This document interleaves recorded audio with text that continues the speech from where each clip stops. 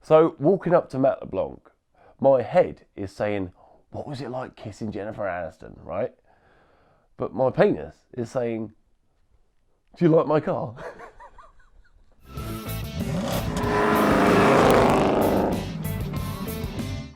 Welcome to the Hard Up Garage, where we've got stories about cars. Yes, that's right, car stories. So, I'm driving down the road in my recovery truck, and I've got my hands-free kit on, just for you lovely people at home worrying, and I get a phone call. Hello, this is Sam from Elite Vehicle Maintenance. How can I help? Hi there, my name's Agnes, and I'm from the BBC. And I was like, ooh, the BBC. So I go into professional mode. Oh, good afternoon, Agnes. Hello there. Back into proper polite mode. Yes, how can I help? Hi there. We're phoning to see if you still own the Rat Rod Rolls Royce. And I'm like, can I ask why? She said, well, we've got the guys from Top Gear coming on the One Show and to promote the new series and the new cast of the One Show. And we'd like to know if you would consider bringing the Rolls Royce on, because we're trying to get a collection of the craziest cars of Britain. I said, well, the Rolls Royce is actually currently in Mexico, but I do have quite the collection of random cars, including a fire engine, Dominic Toretto's replica Dodge Charger from Fast and Furious, and I really pushed it. I said to her, you do know that they won't care too much about a Rolls Royce. They're going to want to see amazing cars. Put the phone down. And basically we agreed on the fact that I could show her the Dodge Charger. So basically the Dodge Charger was a replica built by Michael Lightbourne in America, painted black, painted by Caesar's Auto Body Shop out in El Paso, Texas, and the supercharger was airbrushed by Street Toys in Juarez in Mexico. But it was a cool looking thing, you know? So I sold it and sold it and sold it to Agnes that she will want this car on the show. And there was other vehicles on there like the Oklahoma Willie, which is the jet Volkswagen bus that was at Santa Pod. It was one of the fastest wagons. He puts on a show at Santa Pod, and a few other amazing vehicles like a tractor and all this kind of stuff. And what we had to do was we had to basically have a big photograph of the car and us 5 contestants line up. And basically the cast of Top Gear had to decide who owned what car. And, you know, behold that the Top Gear guys could work out that I definitely was a muscle car owner. It was pretty goddamn cool. And, you know, when people phone you like this, your heart goes crazy because, you know, the BBC, the British bloody broad bloody casting company, are phoning me and wanting me to go on the show.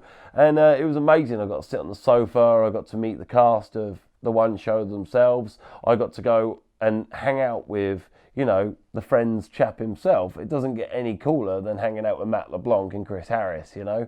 And to stand around and chat car stuff with them was amazing. Over the years, I've learned that it isn't what you've got, it's how you can sell it. Because, you know, realistically, they probably phone 30 or 40 people. But the way I sell stuff, it isn't just a black Dodge Charger with a fake supercharger. This is the Universal Studios accurate 1970 Dodge Charger as seen in the movie and the production Fast and the Furious. I mean, this is a absolute monstrous car. It looks like it could do 200 miles an hour with probably 500 or 600 horsepower. And I said this car would originally come with a Hemi engine. It would have had a BDS supercharger on it. It would have had racing slicks on the back, a roll cage, all this kind of stuff. You know, the details of my car I didn't put in there. I just told her what it resembled, you know. And that's half the battle in life, you know. You got to sell yourself, you know. And the truth of the matter is, we turned up in the scabbiest 1994 Mark IV Ford Transit recovery truck, K855ORG. So even the number plate said orgy, you know. So it's kind of awkward rolling into London in a trampmobile with Dominic Toretto's Dodge Charger on the back. It's pretty goddamn cool, you know. So you guys at home are probably wondering what Matt LeBlanc and Chris Harris thought of my 1970 Dodge Charger.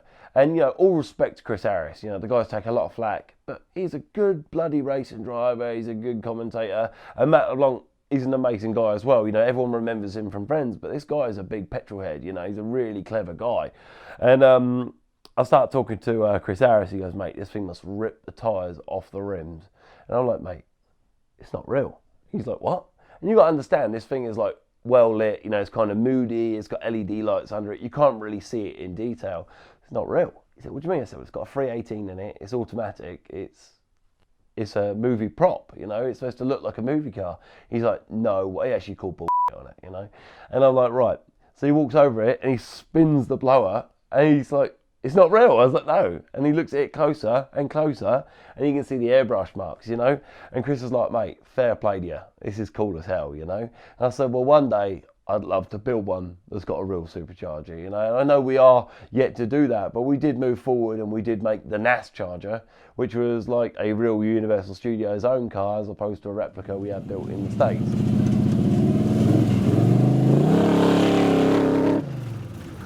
But you know what, when you got Matt LeBlanc and Chris Harris coming up to you and giving you a pat on the back and shaking your hand for a car that you own, that is one of the best outcomes you can have. You know, some of the idols that you generate idols in life. You know, when you grow up, you watch films and you have idols. I completely, you know, like Burt Reynolds, all these kind of people, right? But throughout your life, you find different people to idolise. People that you look up to and you relate to, whether they're the same age, but they're doing better stuff than you. You know, they're the people that you aspire to be like or, you know, want to be or meet one day. And when they turn out to be the ideal celebrity and everything you ever imagined them to be, I think that's quite an amazing thing, you know. So, being a young man, you guys are going to hate this. I'm not really a Friends chap, actually. I'm not really into the Friends shows, and I will, from this day on, promise you viewers that I'm going to sit down and watch the whole entire series of Friends, because my wife has been going on a long time to watch Friends, and it's never been something I've ever watched. But obviously know who he is, know he's a good-looking chap. I once interrogated a man on a train thinking he was Matt LeBlanc. Turns out he was French, and his name was like El Padre or something like that, and he definitely was offended.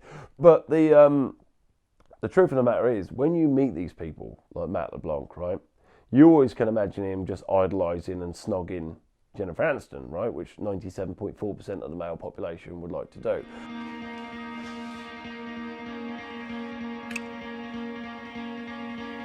But it turns out he's just a car guy, you know? And what I'll give the advice to you guys at home is most people say, never meet your idols, right? But every experience I've had at meeting my idols has always been kind of a positive one, you know? And Matt LeBlanc, to sort of step above and beyond in my idea of what he would be like, was just amazing. You know, he turned out to be this amazing chap that's a car guy, that as long as you don't stuff your tongue too far up his arse and kiss his arse, then he will speak to you. Talk to him about stuff he likes. He's just another human being. Same with anyone. Richie Rawlins, Steve Darnell, you know, all these people, they're human beings. They shit and the same way we do. Just have a chat with them. Go and say hello. Speak to them about car stuff, you know. The minute you're there going, oh, I love you, can I get a picture? Can I have a hug? Can I have a kiss? Can I have a cuddle? God, can you FaceTime me mum? Can you FaceTime me mum? No one likes that. Go talk to him about stuff that you can relate on. Actually talk to him like a bloody human being. He's not a bloody prop, is he? He's not a bag of crisps. You know, Gary Lineker, no one likes Gary Lineker. They like his bloody crisps, is what they like. So, walking up to Matt LeBlanc, my head is saying, what was it like kissing Jennifer Aniston, right? But my penis is saying, do you like my car? Michael Lightbourne from El Paso once told me, in life you need to think with the right head. You got a head down there and you got a head up here. You know, money should be talking up here, but realistically your excitement's running and your other head's having a chat. And when you walk into a conversation with Matt LeBlanc, one of your heads is talking about Jennifer Aniston and the other one's talking about the blower on your charger. I mean, Jean-Claude Van Damme, she's fine. You know, she is put together very well. I mean, if I looked that good at her age, I think I would be a very happy chap. But yeah, I should have asked him about Jennifer Aniston, but I think I was thinking a bit too much about me, as opposed to us and we, including Jennifer Aniston. So, you know, it's the end of the show. The guys come out, they looked at the cars. They got the Stig to set in the Dodge Charger, which is super, super cool. I asked him what he thought. He just looked at me with a pale blank helmet. And, you know, when the show was over, I asked the producer, I said, look, I've come all this way. I've worked my ass off. I've done everything I said I would. Can I just have a chat with the guys off screen? He said, yeah, no worries. And I was starting to chat with Matt LeBlanc and Chris Harris. And I said, look, is there a way you can sign the car? And both of them got in the car and signed the dashboard. And I mean, for a car that was built in America, designed by a Brit and perfected in the United Kingdom, to be signed by Matt LeBlanc and Chris Harris, it's kind of the seal of approval, isn't it? You know what I mean? It's sort of the ending to an era. And when the car went, yes, I do still have that dashboard somewhere that the new owner doesn't know exists. Sorry. Please go to our channel homepage and click on the playlist to watch more Hard Up Garage videos. If you like what we're doing, click on that subscribe button. It doesn't cost anything to subscribe, and you can also help us by leaving a comment and click the like button. Please share this episode on social media with your friends and family. But while you're there, why not follow us at Hard Up Garage on Twitter, Instagram and Facebook. If you follow us on social media, you'll see when we've got brand new videos for you lovely people. And don't forget to visit hardupgarage.com, where you can get some background on what we do and buy some of our much loved merchandise. Goodbye from Sam from Hard Up Garage, and thank you for listening to my lovely car stories about cars.